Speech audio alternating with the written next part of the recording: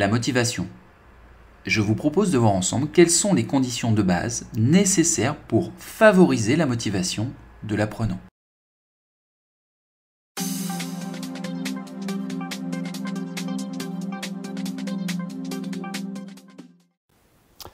La motivation.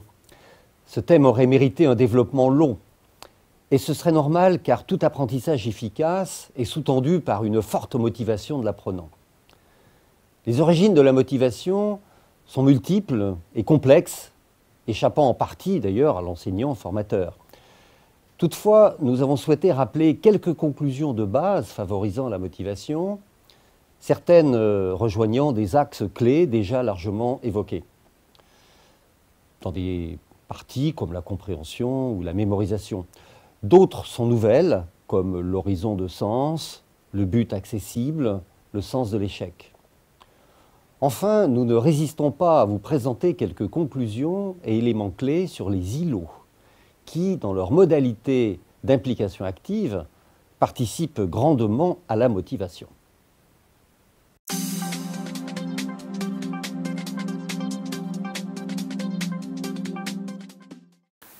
La motivation? Oui, mais apprendre volontairement n'est pas naturel. Si on demandait aux jeunes s'ils préféraient aller au collège, au lycée, puis faire leur travail le soir et le week-end, ou bien vaquer à leurs loisirs préférés avec leurs amis, à votre avis? Pourquoi dans certaines zones scolaires, plus de la moitié des collégiens n'ouvrent pas leur cartable le soir?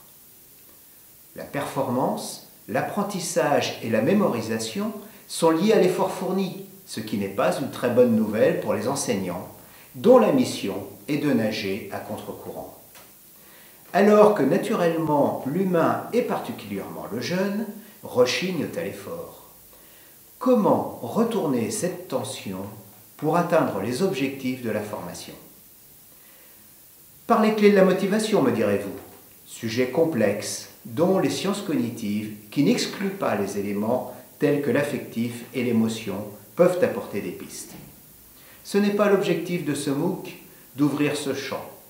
Nous vous présentons cependant un tableau synthétique de 17 conditions que l'on retrouve le plus souvent dans la plupart des communications sur le sujet.